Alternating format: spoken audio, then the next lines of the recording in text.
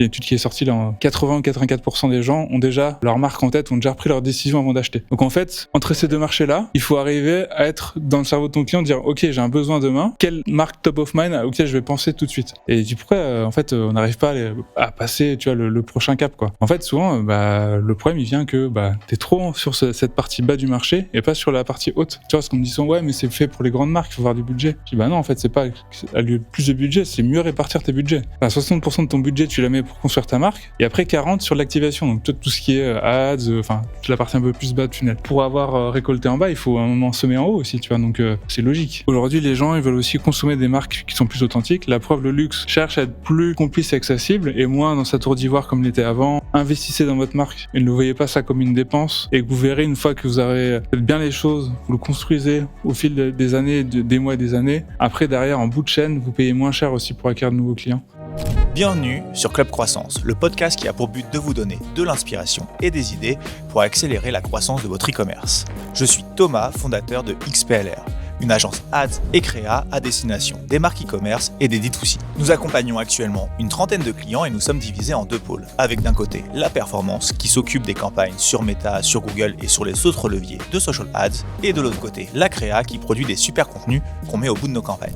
Dans Club Croissance, je m'entretiens avec des experts pour parler de notre passion commune, la croissance et l'e-commerce. Notre objectif sera toujours le même, vous partager des conseils, des bonnes pratiques, des retours d'expérience que vous pourrez appliquer directement à votre marque. Vous pouvez nous voir sur YouTube ou nous écouter sur Spotify et Apple Podcast. Et si ce n'est pas encore fait, je compte sur vous pour vous abonner et en parler autour de vous. C'est le meilleur moyen de nous encourager et nous aider à inviter des experts toujours plus quali. Alors je compte sur vous et je vous souhaite une bonne écoute.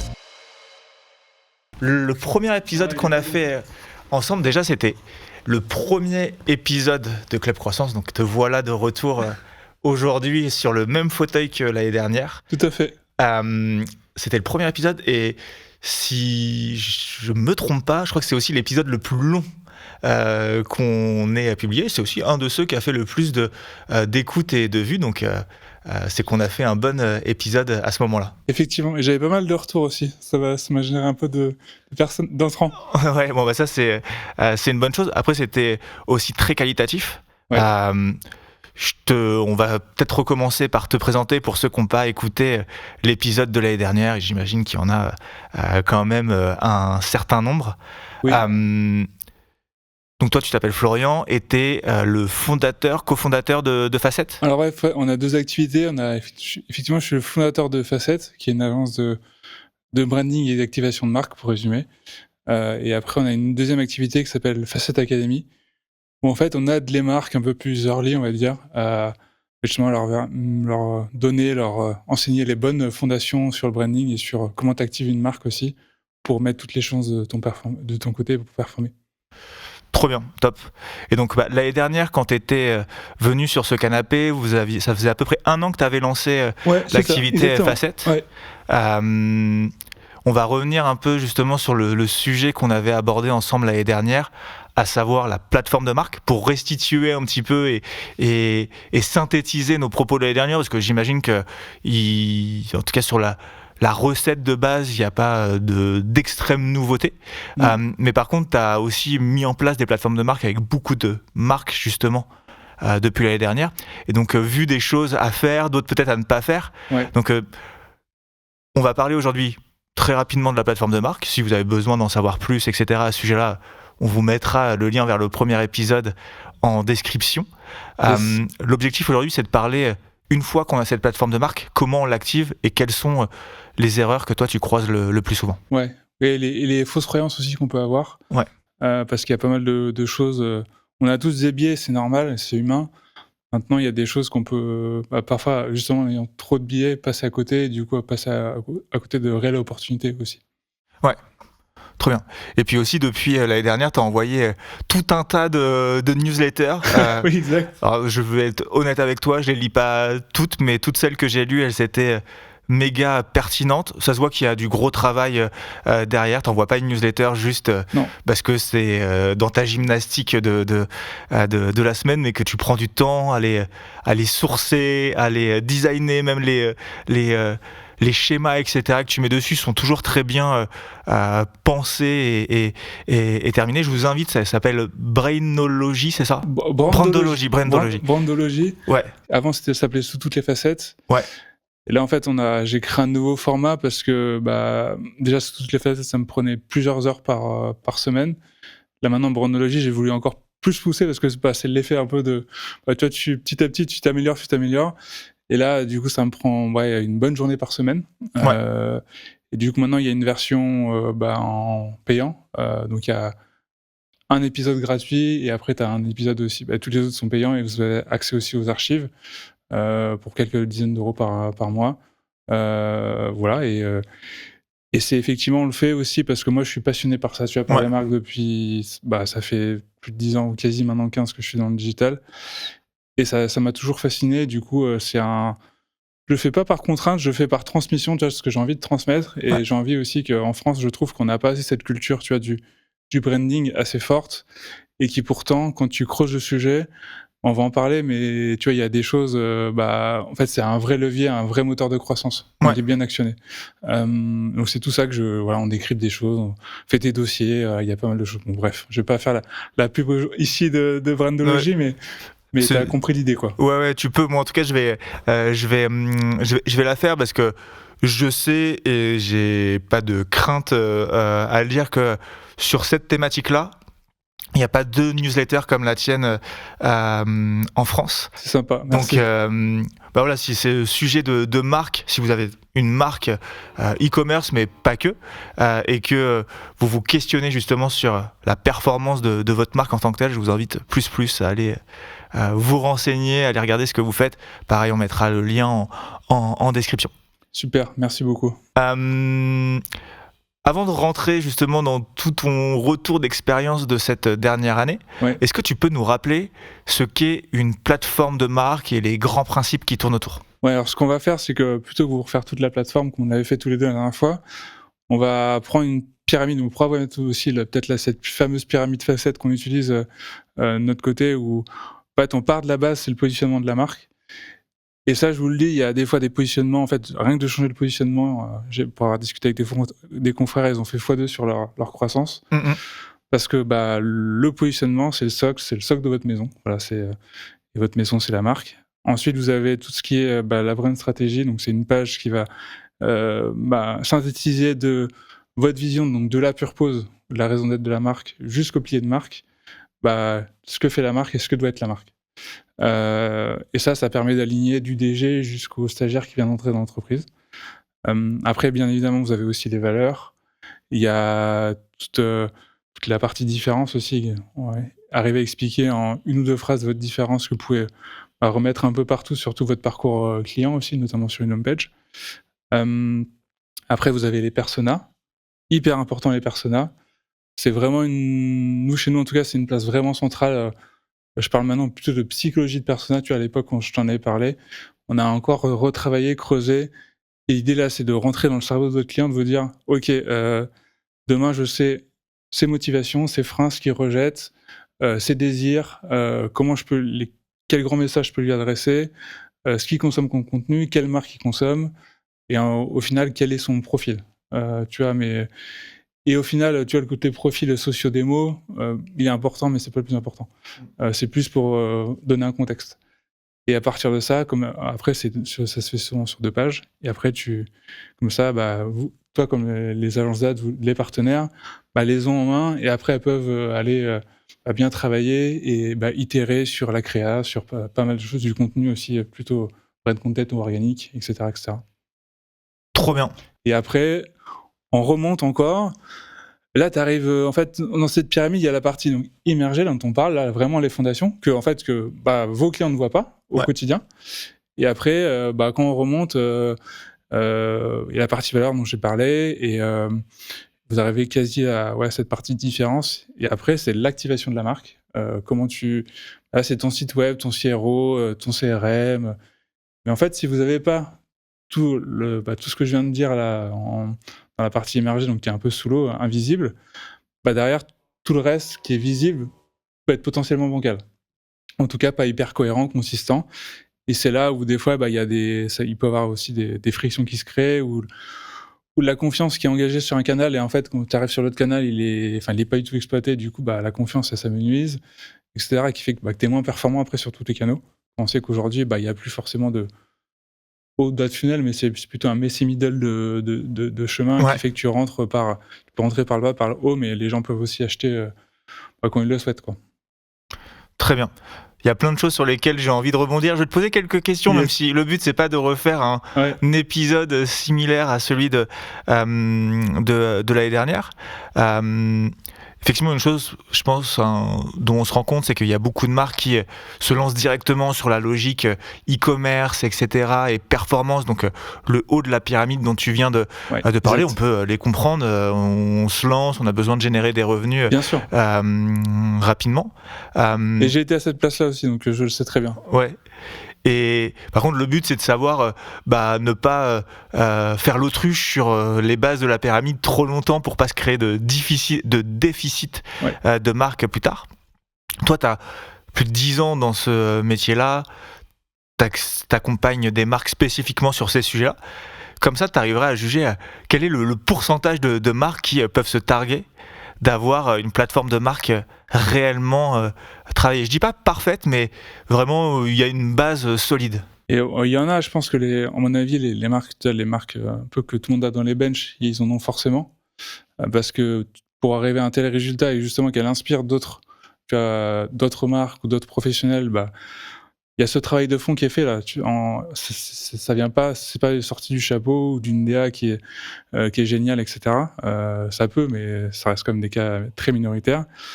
Mais je pense qu'aujourd'hui, c'est dur de donner un chiffre, mais je dirais plus un ressenti, toi. C'est 1 sur 2, c'est 2 sur 3. Ouais, je dirais 1 sur 3. Ouais, 1 sur 3. Et même nous, tu vois, avec les clients avec l'agence qu'on récupère, je vois les plateformes, sérieusement. Bon, je dirais rien, mais tu vois, c'est quand même souvent très en surface. Ouais. En fait, le problème, c'est qu'aujourd'hui, les plateformes, il faut les penser activables dès le départ. Nous, on le fait parce qu'on vient du terrain et en fait, on sait aussi ce que les équipes vont avoir besoin. Donc, en fait, on a fait ça de manière assez intuitive et on se rend compte que c'est pas du tout entre guillemets, la norme du marché aujourd'hui. Souvent, les plateformes sont assez très belles, très bien travaillées, tu vois, elles donnent envie, etc. Mais après, une fois que tu te retrouves tu vois, quand tu es un e-commerçant, un responsable e-commerce ou avec ton équipe, etc., c'est beaucoup plus compliqué. Ouais. Et en fait, le vrai défi, c'est de passer de cette plateforme à cette activation. Et comment tu fais le pont entre. Et justement, si tu as tes personas qui sont pas très clairs, ou en fait, t'es pas allé en profondeur, et que demain, après, je sais pas, je vais faire tel partenariat avec, ou tel contenu avec une influenceuse ou, tu vois, ou une autre marque, etc. Est-ce que ça va rentrer dans mon cadre ou dans mon spectre ? Pour nous, une plateforme doit te permettre de dire ça. C'est un outil aussi décisionnel, une boussole, tu vois, au quotidien. C'est pas juste une boussole stratégique, c'est vraiment, telle ou telle action, je sais pas, là, on veut faire telle action, est-ce que ça rentre avec ses on-brand, comme on dit, avec la marque ou sa mission, etc. Tu vois, c'est un peu un juge de paix, quoi. Et ça évite, je sais qu'on en a parlé tout à l'heure en off, ça évite de dire « Ah, moi, j'aime pas ». Tu vois, en fait, ça doit plus arriver. Ouais. Ça, c'est pas possible. Tu vois, le j'aime pas, en fait, c'est pas le j'aime pas. C'est parce que des fois, les personnes qui travaillent, c'est pas la cible, le cœur de cible que l'on vise. Donc forcément, t'es biaisé par tes goûts personnels. Mais en fait, c'est pas le sujet. Le sujet, c'est est-ce que ça, notre personne numéro 1 qui représente, je sais pas, 50-60% du chiffre, est-ce qu'on va l'adresser, tout simplement. Et après, tu construis le reste et tu construis l'avenir avec des profils potentiellement un peu plus jeunes ou différents pour l'avenir. Mais voilà. Très bien. Ce que tu dis, ça fait écho à un épisode de podcast qu'on a sorti dernièrement avec les 2 cofondateurs d'une marque qui s'appelle Lily Skin, et qui expliquait comment en quelques années ils sont passés d'un e-commerce tout neuf à une marque qui fait plus de 10 millions d'euros de chiffre d'affaires en quelques années. Et ils expliquent vraiment à l'intérieur que ils ont passé énormément de temps à poncer leur persona et à construire des messages qui s'adressent justement spécifiquement à leur persona. Et aujourd'hui, c'est ce qu'ils préconisent quand ils font des accompagnements justement pour aider des marques à atteindre ces niveaux de revenus. C'est ce qu'ils préconisent de faire parmi plein d'autres choses, mais de rentrer vraiment en profondeur dans cette psychologie du client. Ouais, bah je ne peux être qu'aligné avec ça, parce qu'on le voit, au final, moi je dis souvent le vrai boss, c'est pas votre board, c'est pas vos investisseurs, c'est pas votre DG, c'est le client. Et une fois que tu as compris ça et que tu as remis le client au centre de l'organisation, après c'est beaucoup plus fluide. Et les perfs, viennent plus facilement, tu es plus complice aussi avec ta cible, tu arrives mieux à les accrocher, tes coûts d'acquisition baissent ou en tout cas se stabilisent et après c'est là où tu peux scaler aussi, quoi. Ouais. Ouais, c'est clair. Et je trouve que on passe, enfin, en tout cas du côté agence spécialisée en ads pour des marques e-commerce, il y a un constat, c'est que les plateformes s'automatisent de plus en plus. Oui. Donc on a moins besoin de passer de temps à paramétrer les campagnes. On en passe quand même toujours Bien sûr. un peu. Mais je trouve que ça a un côté positif, parce que nos métiers de marketing étaient presque devenus des métiers techniques où il suffit de savoir quelles sont les cases à cocher ou à décocher dans un ads manager. Et on remet des principes marketing de base qui existent depuis des décennies au centre finalement de nos échanges avec nos clients, de nos recos quand on fait des audits. Et effectivement, cette notion de persona, elle prend plus de place, donc a plus de place que de savoir est-ce que je dois mettre une publicité de ce format-là, est-ce que je dois faire un ad set ici, ou finalement ça c'est juste la fin, quoi. C'est Exactement. pas ce qui fait toute la différence. Et tu vois, ce que tu dis, c'est intéressant parce que moi, je vois l'analyse, tu vois, ça fait plus de 10 ans que je fais de l'e-commerce en France. En fait, je pense que ça a été comme tous les milieux qui arrivaient à maturation, tu vois, où en fait, on a besoin d'un moment de trouver des techniciens, de trouver, tu vois, des mécaniciens, tu vois, pour construire une Formule 1, par exemple. Et maintenant, on sait la faire. Tu sais, on sait comment faire. Il y a des outils maintenant comme Shopify qui te permettent d'aller très vite sur pas mal de choses et pas y passer un temps fou. Et maintenant, en fait, le job, c'est d'aller diffuser ta marque avec les bons messages auprès des bonnes cibles. Et ça se fait pas juste en cliquant sur des boutons. Ça se fait parce que tu réfléchis. Et c'est là où je pense que là, on arrive à une phase, même avec l'IA, où on va arriver sur l'humain va être encore plus important, en fait, plus révélateur. Ça va peut-être enlever ceux qui étaient un peu moyens, etc. Mais on va garder que les très bons, les excellents. Et c'est ce qui va permettre d'aller chercher vraiment toucher en plein cœur, parce qu'on achète avec nos émotions. Quoi qu'on en dise, toutes les études le disent. Il y a plein d'études empiriques là-dessus. Et la marque te permet aussi de construire et pas juste de grossir. Ouais. De grandir, ça c'est important. Grandir plutôt que grossir. Ouais. Et tu me disais tout à l'heure effectivement en off que quand tu rédiges tes newsletters ou aussi quand tu fais tes travaux pour tes clients, tu as pris l'habitude d'aller regarder des études, Yes. mais pas nécessairement les dernières études qui viennent de sortir sur le marché US, mais parfois des études qui datent de chercheurs universitaires d'il y a 10, 20, 30 ans. Qui te permettent de comprendre des fondamentaux à appliquer derrière chez tes clients et qui sont finalement des fondamentaux qui sont aussi universels. Complètement. C'est les fondamentaux portent bien leur nom. Ils restent. Après, bien sûr, ils évoluent avec la société d'aujourd'hui, en fait, et l'environnement d'aujourd'hui, le contexte. Mais ils restent là et ça reste une bonne boussole justement quand ça, par moment où ça tangue un peu, tu vois, aujourd'hui où on sait que l'e-commerce c'est pas toujours facile.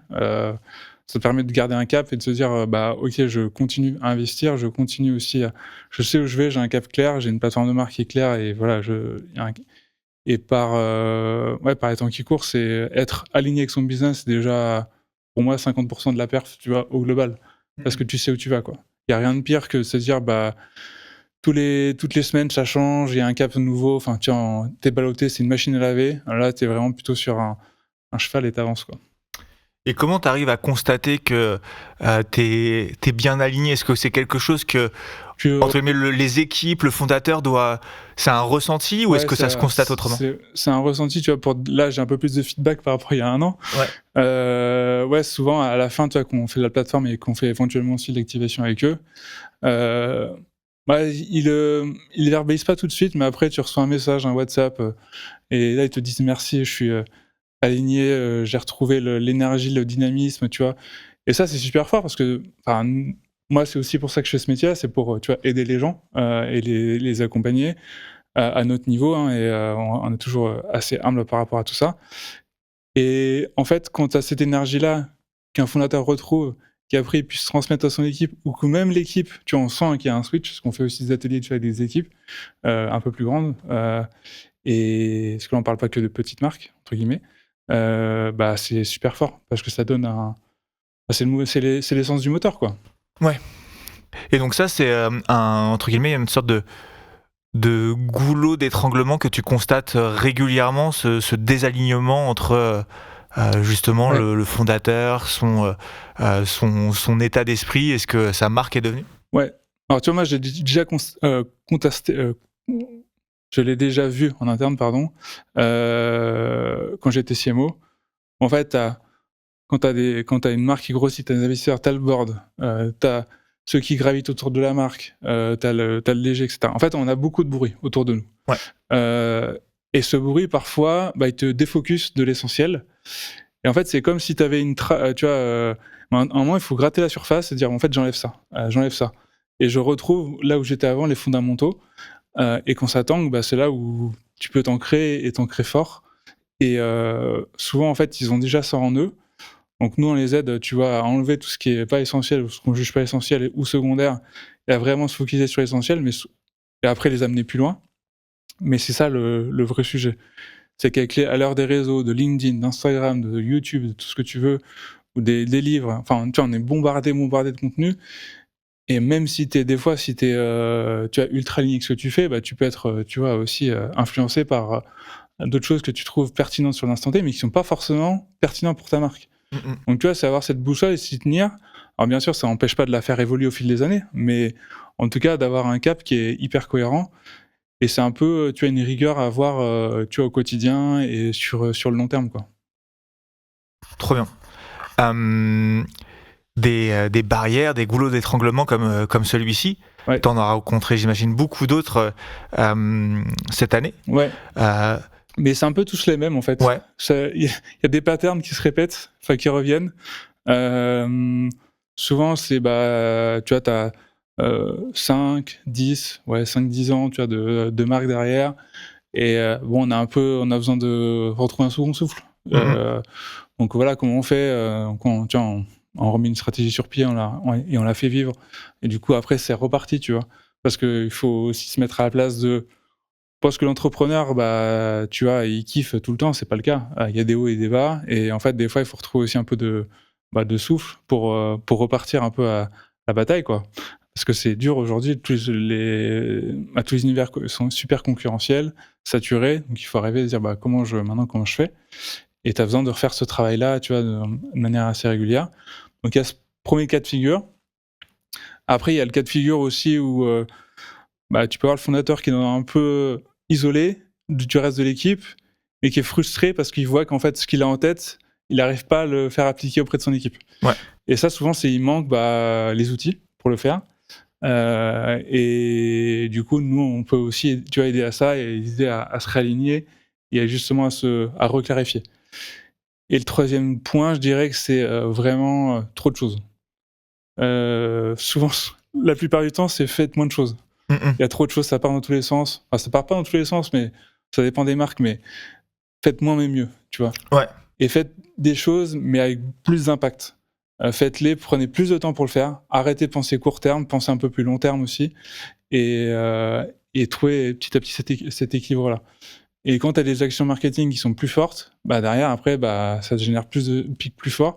Du coup, tu es obligé de moins en faire. Tu vois, c'est un cercle vertueux. Alors que quand tu cours sans cesse à la...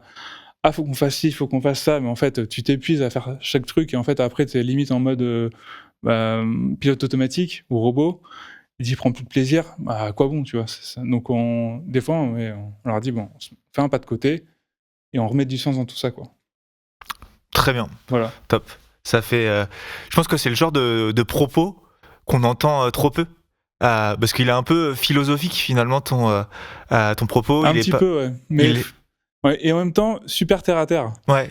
Enfin, tu vois, c'est... Ouais, mais il est simple, mais dans nos métiers, on est beaucoup habitué à parler de performance, de chiffres, de choses qui se constatent de cette manière-là. Ouais. Et on passe très peu de temps à parler de ce que tu es en train de parler, peut-être un petit peu plus de valeur, de vision, d'alignement, de sens aussi. par rapport de sens, ouais. Je suis pas en train nécessairement de parler de bien-être ou de quoi que ce soit, mais effectivement de sens, d'alignement. Et pourtant, effectivement, ça permet de donner énormément de clarté à toutes les opérations qu'on fait derrière. Exactement. Et après, il faut pas oublier que derrière, pour ça que je dis que c'est terre à terre, c'est que là, tu vois, il y a un discours un peu, tu vois, philosophique ou engageant, mais derrière, après, c'est des outils, tu vois. Et comment tu arrives à... Tu vois, on a une méthode, on a des frameworks qu'on partage, tu vois, et on fait des ateliers aussi avec les équipes. Et du coup, on n'est pas là pour les remplacer, on est là pour leur remettre un peu, pas sur le droit chemin, parce que c'est un grand mot, mais plutôt sur les bons rails. Tu vois, des fois, t'es un peu déraillé, hop, on te remet, et la direction, elle est par là. Et après, les gens retrouvent, tu vois, ce dynamisme, cette énergie. Et moi, le mieux, c'est quand on n'a plus besoin de nous, en fait. Tu vois, on passe à un autre, et puis voilà, ça roule, quoi. Puis après, on fait des points plus espacés, et voir comment ça se passe. Ouais, puis j'imagine que pour toi, c'est ultra satisfaisant de recevoir les messages dont tu parlais tout à l'heure. Je me sens bien, on a retrouvé du sens, etc. Là, tout à l'heure, anecdote, j'ai pas encore lu, mais j'ai reçu un WhatsApp long comme ça de quelqu'un. Là, c'était pour l'académie, mais tu vois, grâce à vous, tu vois, c'est génial, tu vois. Enfin, ça donne vachement de chance aussi à ce qu'on fait, parce que tu mets beaucoup d'énergie aussi, et ouais, nous, en fait, j'ai pris conscience, tu vois, après un an, en fait, c'est beaucoup sur de l'humain avant la partie performance dont tu parles. Et donc, du coup, on a une lecture aussi qui est beaucoup plus humaine maintenant et beaucoup plus émotionnelle qu'avant. J'ai créé pas mal de contenu là-dessus parce que j'ai voulu m'y intéresser, me dire en fait, mais comment, de manière concrète, comment ça se passe et comment on peut le théoriser. Et tu vois, c'est ce qu'on commence à faire, et on donne du coup maintenant des grilles un peu plus pour mesurer l'émotionnel, entre guillemets, et ça marche plutôt bien. Trop bien. Donc ça, c'est ce que tu es en train de nous expliquer, finalement, c'est la base de la pyramide. Ouais. C'est quoi les autres barrières, les autres difficultés que tu as pu rencontrer, ou les erreurs que, une fois que tu as mis en place la plateforme de marque, que tu as le plus constaté? Après, on verrait le schéma, en fait, c'est les étapes 7 et 8. Ouais, on mettra le schéma, on mettra quelques ressources dans une fiche Notion qu'on vous proposera en description de la vidéo. Je l'ai un peu occulté, mais aussi j'ai pas parlé de la partie identité visuelle et direction artistique dans la partie émergée, mais elle est tout aussi... c'est la partie que va voir le client final, mais qui est aussi importante. On parle pas que de fond, il y a aussi la forme qui est importante. Et après, c'est cette partie activation dont on a un petit peu parlé, c'est que après, c'est comment tu mets en place sur une home page, comment tu mets en place sur une fiche produit, comment tu mets en place dans un onboarding CRM, sur sa stratégie de contenu sur les réseaux sociaux, sur tes emails, etc., etc. En fait, tout ce qui vit au quotidien et que tu dois produire pour tes ads aussi, tu vois, c'est un vrai sujet. Et c'est là où, en fait, si t'as pas quelqu'un qui a une vision globale et quelqu'un qui est rigoureux, de dire, mais en fait, la marque, elle doit ruisseler partout, parfois, tu vas faire que du bas de funnel. Donc, tu vas taper sur les promos, etc., etc. Alors, en plus, là, aujourd'hui, on est dans la partie Black Friday, là, à l'heure où on enregistre. Et je dis pas qu'il faut pas en faire, je dis que, en fait, il faut toujours trouver cet équilibre et que tu arrives à construire les choses. C'est pas juste je cours après du chiffre d'affaires, c'est plutôt je construis ma marque petit à petit pour augmenter mon chiffre d'affaires. Et une fois que tu as compris ça, le mindset, il est complètement différent. Tu vois, en fait, t'as ce côté court-termiste qui est hyper important, et je le sais, j'ai été aussi au sein des marques, et je peux vous dire qu'il y avait une certaine pression quand même pour faire du chiffre. Mais en fait, quand tu prends du recul, c'est vraiment cette partie-là qui est super importante et qui fait qu'après, tu vas aussi capter de nouveaux clients sans aller en chercher continuellement.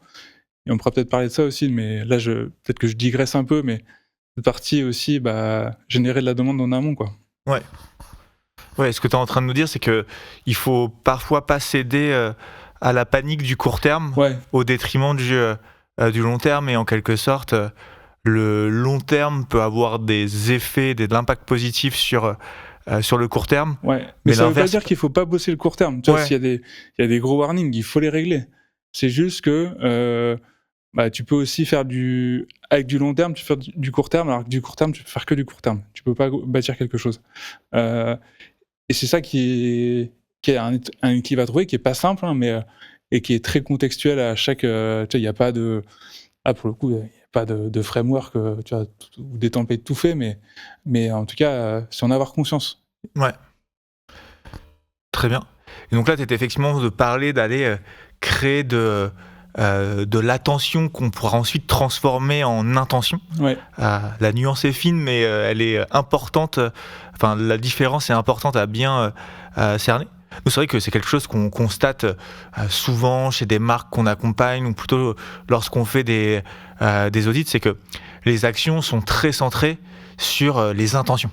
Ouais. Les personnes qui sont prêtes à acheter tout de suite les produits de nos clients ou ceux de leurs concurrents, donc il y a peut-être des parts à aller gagner de ce côté-là. Donc on met l'argent vraiment sur de l'intention qui est finalement la partie court-termiste, et on n'en met jamais sur de l'attention, alors que le but de l'attention, c'est d'aller grandir cette part d'intention et de construire, d'en construire qu'on détient et qui n'est pas uniquement dépendante du marché. Ouais, c'est ça. Puis ça, pareil, on pourra peut-être vous donner le schéma, mais en fait, il y a le marché qui est directement adressable, ce que tu peux toucher tu vois, avec le bas de funnel et les ads notamment. Ouais.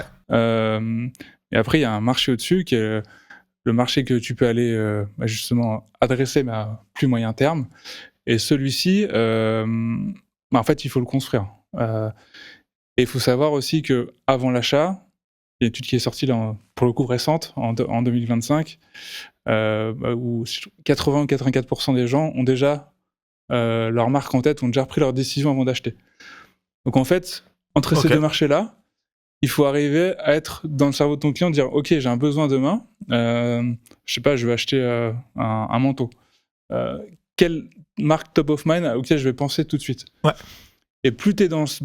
Si tu arrives à être dans ce cercle de 4-5 marques, on va dire, c'est génial, parce que tu as en fait t'as déjà fait une bonne partie du chemin, et c'est peut-être aussi de l'argent que tu vas moins dépenser en bas de funnel pour Kevin à toi, donc plus d'organique. Et ensuite, malheureusement, si t'es pas dans ces marques-là, c'est continuer à investir aussi pour y être plus tard, et remonter dans les intentions de ce client-là. Et c'est tout ça pour te dire que si tu restes uniquement sur le bas, t'achètes la même demande que les autres, en fait. Les marques déjà qui sont top of mind, dans ce cercle de petites marques que chaque consommateur ont en tête, et déjà, ils ont pris déjà une partie du marché. Toi, il te reste le reste, et tu te bats avec beaucoup de gens où en fait, les gens ont un niveau de conscience pour ta marque qui est très faible. Donc en fait, tu te bats. Après, c'est pour ça qu'on se retrouve à se battre sur, souvent sur des bénéfices très fonctionnels, et t'as plus l'émotionnel. Et là, tu rentres dans la comparaison, c'est très compliqué. Et du coup, après, c'est là où tes coûts d'acquisition aussi peuvent soit continuer à exploser, ou soit un concurrent plus gros que toi, qui a les moyens d'être sur tous les leviers, sera prêt à payer plus que toi aussi. Donc c'est là où tu te retrouves à des plateaux de croissance. Très bien. Et j'aime beaucoup parce que tu l'expliques très bien. C'est des choses qu'on explique aussi beaucoup à nos clients, à nos prospects. C'est jamais 100% évident à faire comprendre, parce que ça dépend aussi du marché, ça dépend de la marque, de sa maturité. C'est toujours très personnel d'une marque à une autre, même sur un marché. Mais c'est aussi je te coupe, mais c'est du vécu aussi. Tu vois que moi, j'ai vécu en tant que CMO, et en fait, des fois, tu te dis, mais pourquoi là, on stagne ? Pourquoi tout est calé, toi, ton funnel il est parfaitement optimisé, toi, tu fais du CRO, etc.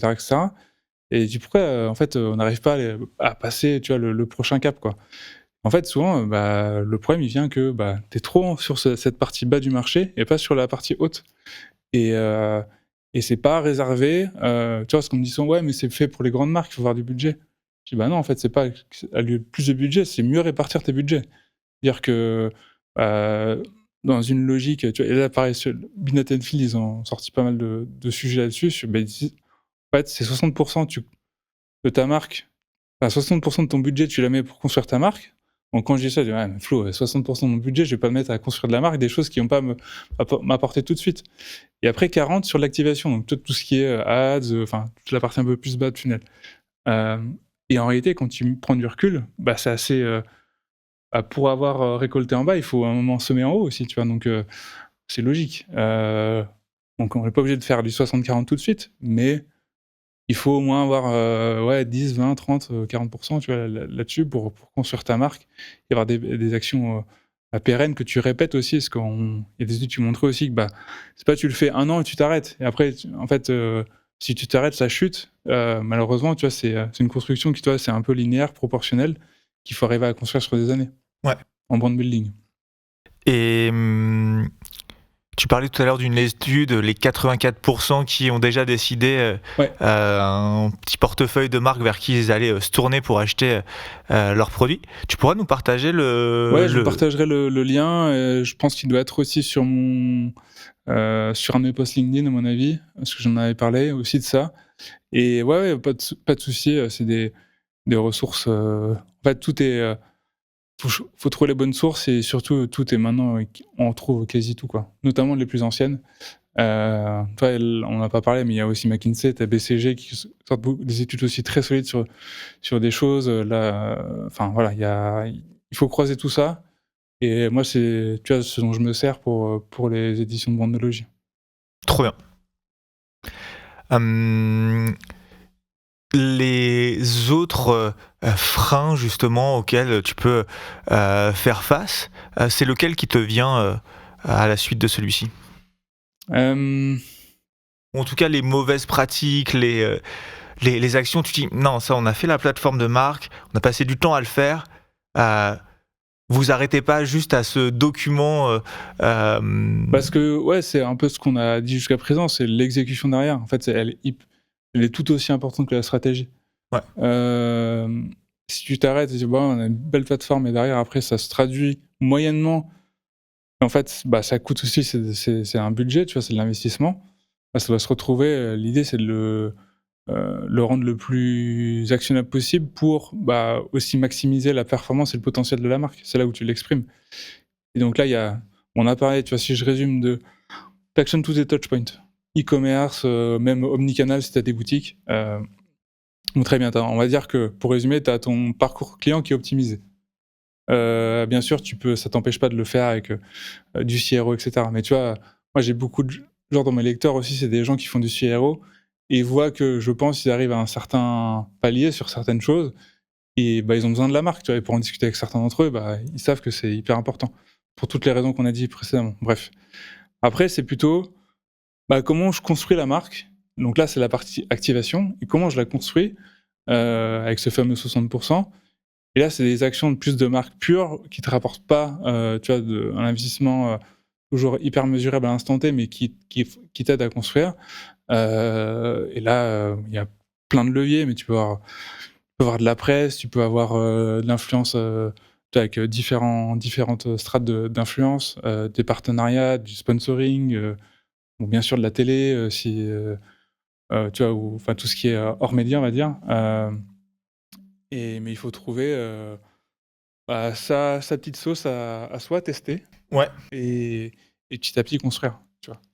Et tu as des exemples de marques que tu as accompagnées ou de marques que tu n'as pas nécessairement accompagnées sur le marché français ou sur d'autres marchés où tu te dis, eux, ils font extrêmement bien ce travail, on pourrait s'en inspirer.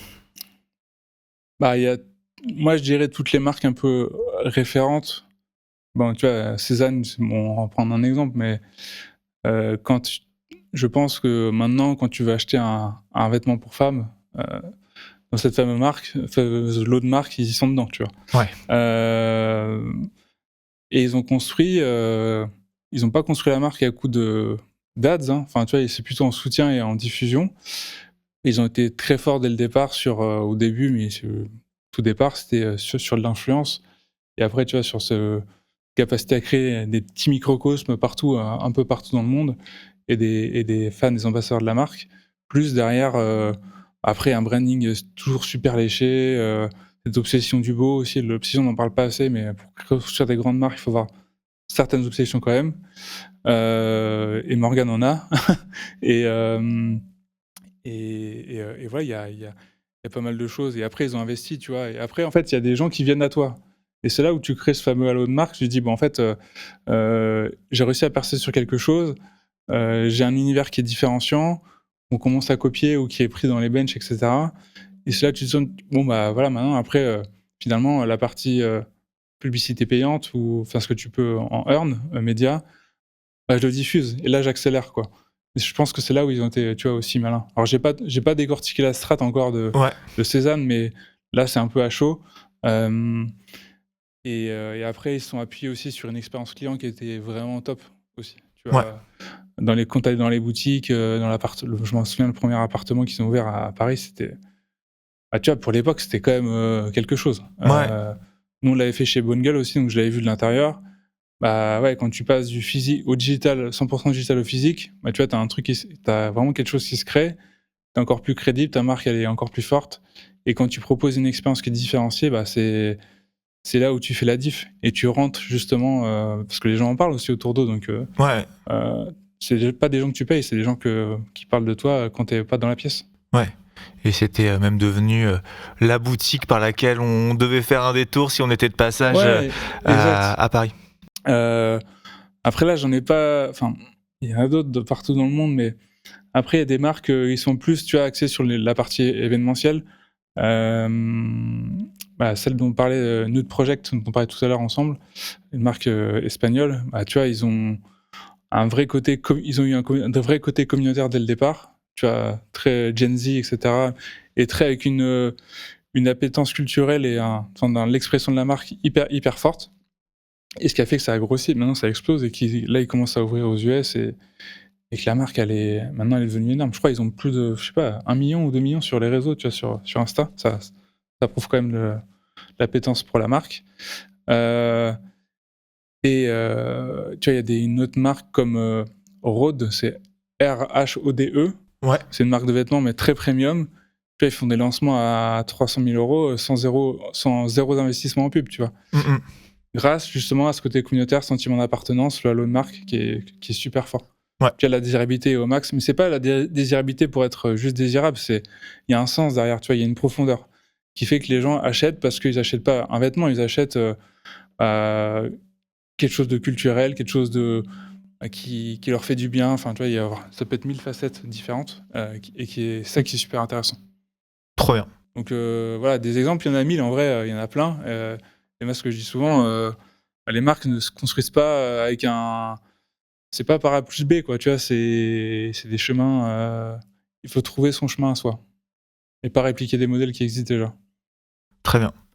Je vais revenir sur une petite chose que tu as dit pendant ton explication pour te partager plutôt un goulot d'étranglement qu'on a, nous, du côté agence ads. Ouais, Tu parlais tout à l'heure d'obsession du beau.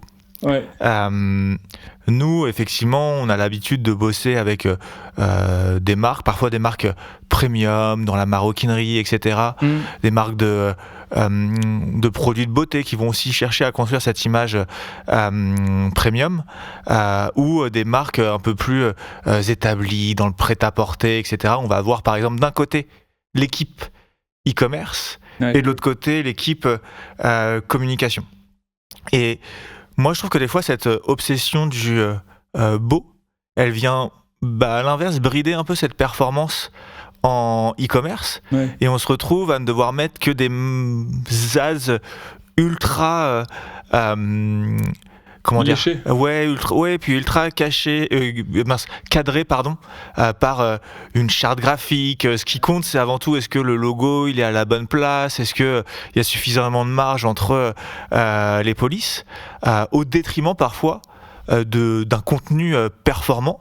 Je vais prendre un parallèle pour que ce soit clair et visualisable pour ceux qui nous écoutent, mais tu vas avoir par exemple des contenus très statiques, ultra bien léchés, avec on reconnaît tout de suite la charte graphique de la marque. Ouais. Et à l'inverse, nous on aimerait aussi pouvoir proposer au milieu de ça des contenus beaucoup plus naturels, beaucoup plus organiques, des exemples des UGC, etc. Ce genre Ouais. de contenu où on n'est pas censé le brander avec la marque, et on se retrouve bloqué justement parce que on sort un peu de ce cadre et de cette peut-être obsession du beau. Toi, t'en penses quoi de ça? Moi, je pense qu'en fait, c'est toujours la façon de le faire. Tu vois, je vais prendre un autre exemple de marque, peut-être que ça parlera aussi à tes auditeurs. Tu as une marque comme Horace qui fait beaucoup d'UGC aussi. pour avoir écouté un podcast à l'époque de la personne qui gérait l'acquisition, tu vois, il maîtrisait quand même le truc, mais il définissait un cadre pour aller après avoir une espèce de cohérence de marque dans les UGC quand il travaillait avec les personnes, les créateurs du GC. Et ce qui faisait que, à la fois, vu qu'ils sont super complices par rapport, tu vois, proches, mais pas dans le sens péjoratif, justement, pas familiarité, complicité, plutôt dans le sens complicité, ça fonctionnait en termes de perf. Parce que c'était pas perçu comme quelque chose de trop, justement, tiré sur la couverture de la marque. Mais en fait, je pense qu'il faut... Le sujet, il n'est pas dans de se dire est-ce que ça doit rester beau ou pas. C'est plutôt de se dire définissons un cadre dans lequel il y a un terrain de jeu suffisamment grand. Pour toi, pour les agences, quand tu crées du contenu, quand tu vas voir un influenceur, etc., pour qu'il puisse s'exprimer avec sa personnalité, avec ses codes, etc., mais que ça reste quand même cohérent de près ou de loin par rapport aux exigences qu'ont souvent les brand managers ou les CMO, ou autres, tu vois, dans les équipes auxquelles toi tu peux potentiellement te confronter. Et après aussi faire des tests, et comme je te le disais aussi un peu en off, souvent dans les organisations, ceux qui gèrent l'image, ils sont un peu décorrélés, déconnectés de la performance. Là, on est en train de le faire avec un client, on est en train de créer un peu une content factory où en fait on a regroupé sous l'égide justement de la DA toute la prod de contenu. Mais après, il y aura tout un process en interne aussi de révision et d'itération de ces créas-là pour montrer qu'en fait, des fois, c'est pas forcément les images les plus belles ou le plus beau qui performent le mieux. Et du coup, après, les gens qui sont au sein de cette organisation, pour moi, les avoir managés aussi, eux, ils veulent que ça fonctionne au final, tu vois. Ils sont pas non plus dans une tour d'ivoire, moi, je fais que du beau et je me fais kiffer, quoi. Justement, au contraire, ils sont contents d'avoir des résultats, mais il faut aussi avoir la structure et l'organisation et un peu la culture petit à petit. C'est pas du jour au lendemain, mais c'est super important. Et tu vois, après, tu t'itères. Et comme tu l'as dit très bien dans une de tes vidéos aussi, maintenant, notamment sur Meta et Andromeda, tu es obligé d'avoir un dispositif de créa super large. Les marques premium vont pas y échapper. Mais encore une fois, c'est la façon de le faire. Je pense que tu vois, les typologies de contenu peuvent être super détaillées ou super différentes, mais c'est une façon de le faire et rester dans un bon cadre. Et dans un cadre où des fois, la marque est un petit peu plus dégradée ou un peu plus organique, mais c'est pas non plus tu vois n'importe quoi non plus, quoi, tu vois. Ouais, bien sûr. Ouais, mais je sais pas si j'ai répondu à ta question. Si, t'as bien répondu à la question, mais effectivement, ça m'intéressait de mettre ce sujet-là sur la table avec toi, parce que je constate que c'est une frustration, même au-delà de nos, de nos clients, où effectivement, parfois, on a des équipes e-commerce, leurs agences, pas nécessairement que nous, qui se retrouvent à devoir driver toujours plus de performance. Ouais. Et finalement, on va avoir potentiellement une personne qui va brider les munitions pour pouvoir aller atteindre ces performances.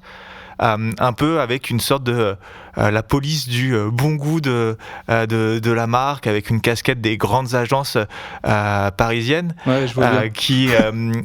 qui finalement parfois enlève littéralement des munitions pour pouvoir aller gagner des parts de marché, parce qu'à côté de ça, il y a toujours un concurrent qui lui va avoir un contenu ultra bien léché, un contenu ultra dans la charte graphique, mais qui va aussi se permettre d'avoir des contenus un peu plus organiques et simplement mettre la marque dans la vie de tous les jours comme les consommateurs la consomment, parce qu'il ne faut pas oublier que si j'achète un produit sur un site internet, je le porte aussi dans la vie de tous les jours, dans ma cuisine, au bureau, etc.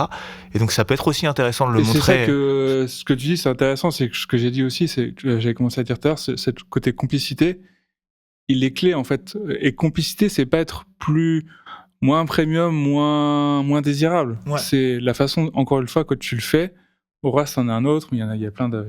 C'est un bon exemple, il y en a d'autres. En fait, c'est aujourd'hui les gens ils veulent aussi consommer des marques qui sont plus authentiques. La preuve, le luxe cherche à être plus complice avec sa cible et moins dans sa tour d'ivoire comme l'était avant, etc.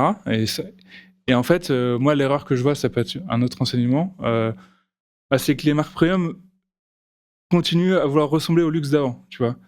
Et en fait, c'est là où tu te décorrèles un peu de tes clients, à la fois tes clients historiques et tes clients qui vont acheter vraiment les produits. Parce qu'il y a il y a de ça, hein, on n'en parle pas, mais il y a des gens qui trouvent ça beau mais qui achèteront jamais. Et il y a des gens, il faut pas rester acheteurs, tu vois. Ouais. Parce qu'on est quand même là pour faire du business.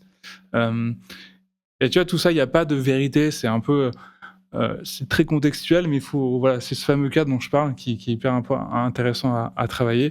Et ça, quand c'est prévu en amont, tu vois, et que c'est aligné, que c'est validé du DG, comme je te le disais, jusqu'aux équipes, après, c'est plus simple. Et c'est un juge de paix. Dire, en fait, là, OK.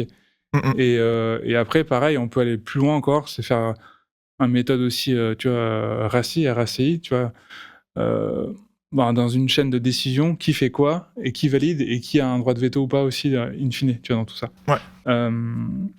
Et on peut se dire que sur la partie e-commerce, s'il y a un doute à un moment, vu que c'est pour servir la diffusion, c'est peut-être la responsable e-commerce qui va trancher, même si la partie image n'était pas forcément tout à fait d'accord. Tu vois, ça peut être aussi ça. Et on voit le résultat. Et après, c'est pas ça qui va écorner l'image de marque.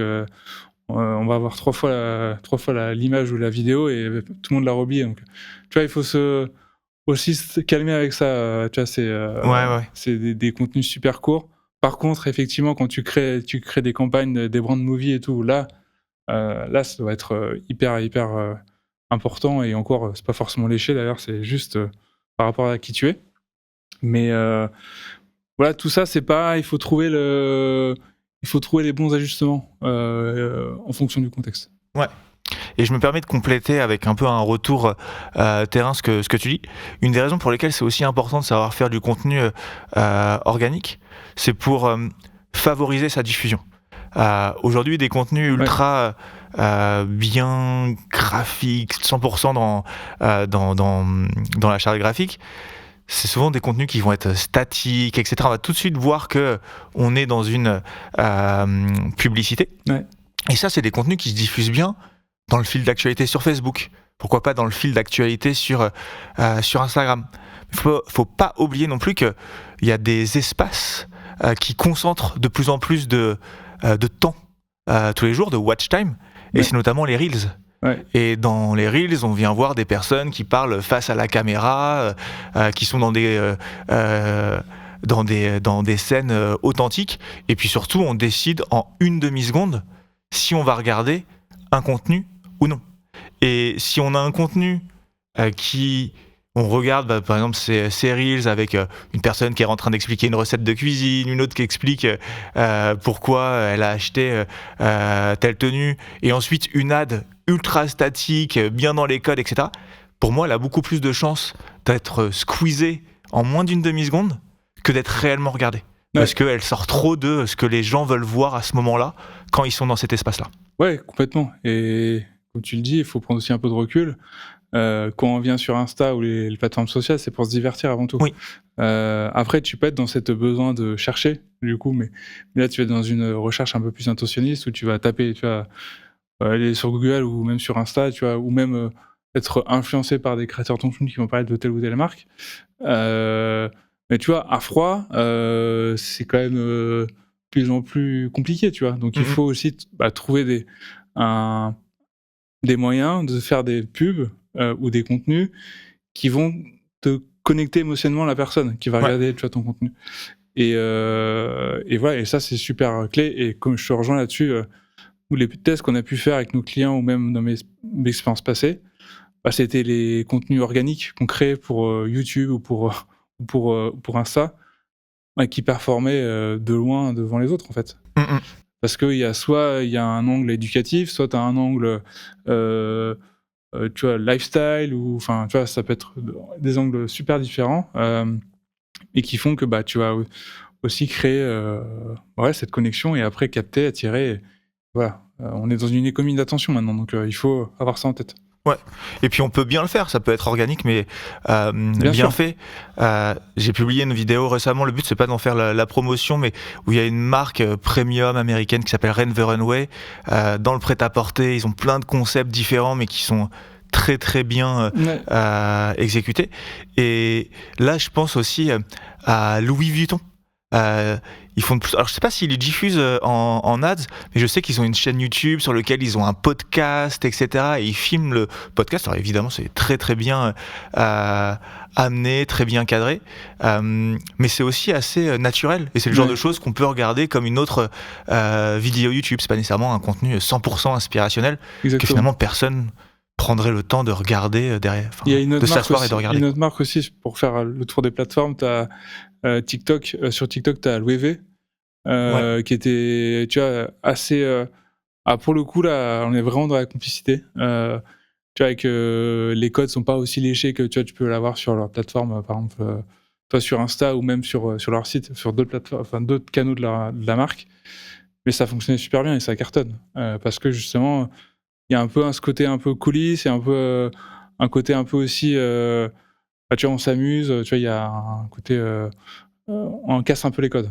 Ouais. Mais toujours super bien exécuté parce que c'est quand même l'ancien DA qui est plus chez Louis Vuitton, chez Louis V, qui est J.Balvin Anderson, et qui tu vois, a institué ça, et du coup ils ont créé beaucoup de contenu autour de ça, et c'était et après avec tous les codes de la plateforme, tu vois, donc et pourtant c'est une marque de luxe, donc tu vois. Comme on dit, on est une marque premium, on va ressembler à du luxe d'avant. Je suis un peu sceptique. Ouais. Très bien. Tu vois d'autres choses comme ça que tu as envie de dire à nos auditeurs, des conseils que tu as envie de leur donner ou des erreurs à ne pas faire ? Écoute, je pense qu'on a fait le bon tour. Après, il y aurait un angle un peu plus peut-être de gestion et d'organisation et de pilotage des marques. Ouais. Tu vois, récemment, on a fait aussi un audit d'une marque, toi, qui fait plusieurs dizaines de millions d'euros. Tu vois, une grosse marque qui est vraiment bien gérée, hyper bien structurée. Et en fait, ce qu'on leur a dit, ok, en fait, ils m'ont envoyé toutes leurs prêts de stratégie pour 2026 et tout. Et t'as beaucoup d'OKR sur le business, mais zéro sur la marque. Mais vraiment zéro. Et je leur ai dit, en fait, si vous voulez construire une marque demain, et c'était le brief pour lequel ils sont venus me voir, il faut que vous ayez aussi des objectifs en tant que marque, tu vois. Et ça peut être des jeux. Et là, je ne parle pas de notoriété, je ne parle pas des trucs classiques, parce que tout le monde les a. Et c'est plutôt, demain, on doit avoir fait telle relation avec telle marque, justement dans cette notion de construction de marque, on doit avoir réalisé ça. Donc je peux pas dire lesquels, parce que pas les diffuser ici, mais voilà, c'est avoir des OKR aussi, après des moyens de mesurer comment tout le contenu que tu crées, tu as des scorecards aussi ou des index, tu as des brand index que j'aurais proposé aussi. En fait, comment tu juges aussi un contenu, tu vois, qui est produit a posteriori, est-ce qu'il était on-brand ou pas. Et ça, pareil, tu peux avoir des outils. Et tu vois, c'est une autre lecture de la marque qui peut être aussi super intéressante dans la gestion et qui peut permettre aux gens qui sont, souvent c'est les brand managers ou les responsables, ou les CMO global qui sont en charge de ça, de leur donner des clés très concrètes pour le faire et pour avoir aussi un point de vue un peu objectif et sortir du j'aime pas dont on parlait tout à l'heure. Et après, pour finir, pour moi, c'est la partie organisation. C'est revoir un petit peu avant, jusqu'à présent, on est très en silo. Tu vois, tu as la partie commerce, la partie business, avec toute la partie CRM, etc., etc. Après, tu vas avoir la partie image, et après, tu vas avoir la partie contenu. C'est un peu essayer de casser ces cloisons-là et de se dire comment on crée plutôt un écosystème, tu vois, un cercle vertueux, que des canaux, que des histogrammes, quoi, pour voir l'analogie. Ouais. Et après, ça fonctionne beaucoup mieux parce que, comme je disais tout à l'heure, derrière, les créas, ils voient leur retour précis sur leur travail. Ils voient qu'en fait, peut-être que aussi les biais qu'on avait ou les fausses croyances qu'ils avaient, mais si on crée un truc plus moche, ça va pas plaire, et justement. Et au contraire, souvent, c'est l'inverse qui se produit. Ça en fait, ça dédramatise la situation, de dire, en fait, c'est OK. Ouais. Ça, c'est OK. Et en fait, la marque, c'est pas parce que vous allez faire 2 fois des pubs qui sont un peu moins belles que les autres. En fait, les gens les ont oubliés. Tu vois, on a un niveau d'attention qui est de 3 secondes. Donc, comment veux-tu retenir ? Une chose que je dis souvent, c'est si vous avez utilisé Facebook ou Instagram hier, citez-moi 3 marques dont vous avez vu les pubs. Ouais. Et même moi, je suis même pas sûr de pouvoir en citer une. Parce que tu passes à une autre en switch, en fait. Donc, Ah, le contenu, il faut, mais pour ça, il faut aussi avoir, tu vois, en interne un process qui te permet de faire diffuser l'information sur cette performance et que, du coup, la performance, elle soit partagée au sein de l'entreprise. Ouais. Ouais, non, effectivement. Et puis, le but aussi, en tout cas, je fais toujours le parallèle avec l'Ads parce que c'est le sujet que je maîtrise, mais il y a aussi une guerre de l'attention. Parce que du contenu en ligne, il y en a une infinité. Enfin, il y a je sais pas combien d'heures de vidéos sont publiées tous les jours sur Instagram. Donc, il y a énormément de bruit.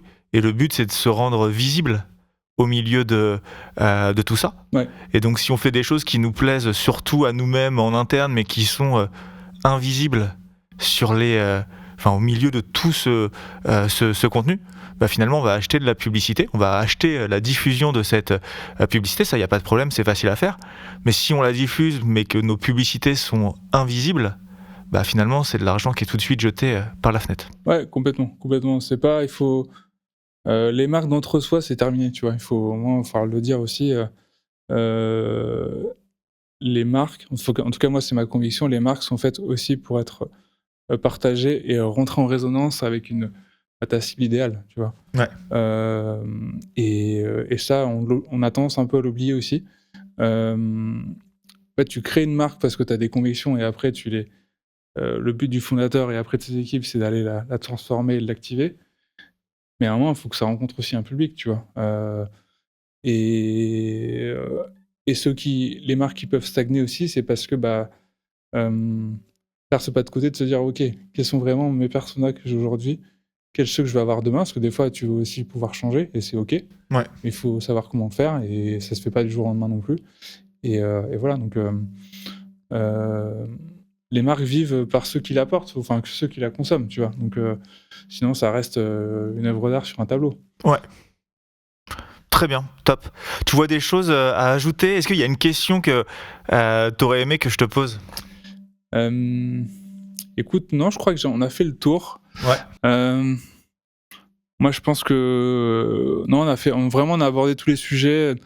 Après, bien sûr, tu vois, comme tout, après, tout est contextuel, tu vois, par rapport à la marque. Il y a pas de. En fait, il y a des intentions générales et des façons de faire. Après, c'est toujours un peu sur mesure. En tout cas, nous, c'est comme ça qu'on le fait aussi. Et moi, le message que je peux faire passer, en tout cas, c'est investissez dans votre marque et ne voyez pas ça comme une dépense. Et que vous verrez une fois que vous aurez faites bien les choses, vous le construisez au fil des années, des mois et des années. Après, derrière, en bout de chaîne, vous payez moins cher aussi pour acquérir de nouveaux clients. Et c'est quand même le but, tu vois, c'est la rentabilité. In fine, est-ce que le chiffre d'affaires, c'est bien, mais si tu fais 10 millions et que, en fait, à la fin de l'année, t'es négatif, ça, quel est le sens dans tout ça? Enfin, tu peux avoir des logiques de croissance et après d'arriver justement au point mort et de se dire, ok, c'est bon, mais comparé ton qui course, c'est quand même moins le cas. Et les boards, et les fonds aussi exigent maintenant de la renta, donc voilà. Et la marque permet justement sur le long terme d'arriver à cette rentabilité-là. Ouais, ça demande du temps sur le moment, mais ça en fait économiser beaucoup. Ouais. Et ça fait aussi économiser beaucoup d'argent par effet collatéral derrière. Et au-delà du côté financier, ça donne aussi beaucoup de sens, tu vois. Ouais. Et je pense qu'on a besoin, tu vois, quand on est fondateur, quand on est aide ou enfin même au sein d'une équipe, on est un reste des humains et quand t'es animé par le projet, c'est même quand le bateau il tangue un peu, c'est dur, c'est plus facile quand même de rester arc-bouté à quelque chose qui a du sens que dire en fait pourquoi je le fais, quoi. Ouais. Et j'en ai rencontré des fondateurs cette année, tu vois, où c'était un peu ça. Tu sens qu'ils sont un peu perdus et en discutant avec eux, tu te rends compte que parce que c'est des alignements et c'est complètement le désalignement après tout le pas sur tout le reste. Ouais. Voilà. Très bien. Top. Merci beaucoup Florian pour tous ces précieux conseils qui viennent vraiment compléter l'épisode de l'année dernière. Peut-être qu'on aura l'opportunité d'en refaire un dans un an ou voire dans quelques mois. En tout cas, dès que tu repasses sur Nantes, je pense qu'on trouvera toujours un sujet de quoi parler parce que tu es passionné par le sujet, donc c'est facile de te poser des questions et même quand elles sont très précises, et c'est très agréable derrière d'en écouter les réponses. On mettra donc en description les liens vers Brandology, vers Facet. Tu as aussi Facet Academy. Tu vas rouvrir un là lot, pour l'instant, oui, pour l'Académie, on l'a mis un peu en pause parce qu'on avait plus le temps de s'en occuper. On a quand même aussi... Victime de son succès. Ouais, et puis on a d'autres activités. Jordan, là-dessus, qui est mon associé, Jordan Morin, il a aussi il a son compte sur Instagram, Men's Fair Please, où il parle de mode masculine, et justement, il a ses projets, donc créateur de contenu. Ouais. Donc, ça fait beaucoup. Ouais. Et après, il faut trouver le temps. Donc là, pour l'instant, on l'a arrêté depuis le milieu d'année. Mais on a même relancé sous une autre forme le premier trimestre 2026. Je sais pas quand encore, mais voilà. Donc, mais en tout cas, c'est toujours bien d'avoir ça en tête. Et puis voilà. Trop bien. Et puis on mettra aussi le lien vers ton LinkedIn. C'est peut-être vers là que tu préfères qu'on te contacte si on a des besoins. Ouais, ça peut être les deux. Le site, ça, on l'a refait récemment pour justement avoir un site un peu plus vitrine, comme toutes les agences. Vous pouvez voir aussi notre approche, etc. Mais le podcast, ça reste je pense si vous voulez se connecter à moi, c'est le plus simple, c'est d'écouter les podcasts dans lesquels je passe. Et après, contactez-moi sur LinkedIn, où vous voulez, en vrai, aucun problème. Trop bien. Et on pourra compter aussi sur toi pour que tu nous partages les schémas et les études dont tu nous as parlé. Ouais, je t'enverrai les sources de tout ça. Je pense que ça, même pour les auditeurs, tes auditeurs qui nous écoutent, ça pourrait être aussi intéressant.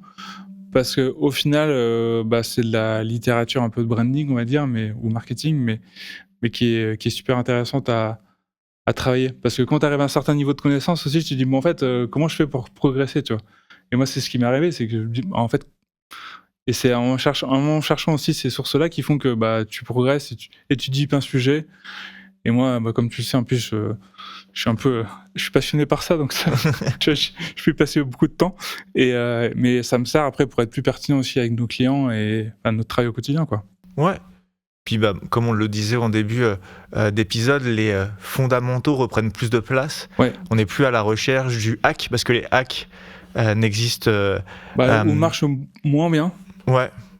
Et du coup, en fait, on retrouve nos réponses dans les schémas un peu plus classiques, mais qui font aussi beaucoup de bon sens. Ouais, de bon sens, comme tu dis, qui apportent de la clarté et qui réduisent le bruit autour de nous. Je pense que c'est surtout ça le plus important. Ouais, et moi j'apprécie énormément parce que je trouve que ça remet beaucoup plus le terme marketing au centre de nos métiers. Ouais. Et il y a plein de choses qui sont passionnantes au milieu de tout ça. Yes.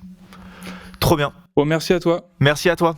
À bientôt, au revoir. À bientôt. Merci d'avoir écouté cet épisode de Club Croissance. Si cet épisode vous a plu et pour ne pas rater les prochains, pensez à vous abonner à la chaîne YouTube ou au podcast sur Spotify et Apple Podcast. C'est le meilleur moyen de nous donner de la force et de nous aider à trouver des experts toujours plus quali pour intervenir. Pour des conseils quotidiens sur l'e-commerce, l'Ads et la créa, vous pouvez également me suivre sur LinkedIn.